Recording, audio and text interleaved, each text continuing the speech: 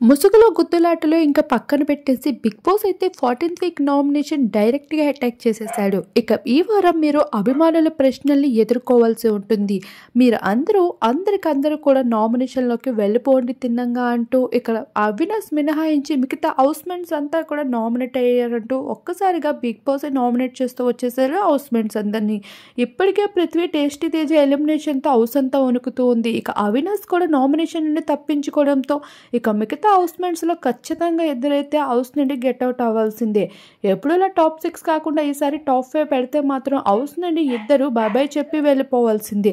ఈ భాగంగానే డైరెక్ట్‌గా అందరికందరూ ఈసారి నామినేషన్ వేసుకుంటారనుకుని తెలుసుకున్న 'బిగ్ బాస్' అయితే ఇక 'బిగ్ బాసే' డైరెక్ట్‌గా వారందరినీ నామినేషన్‌లో పడేశాడు.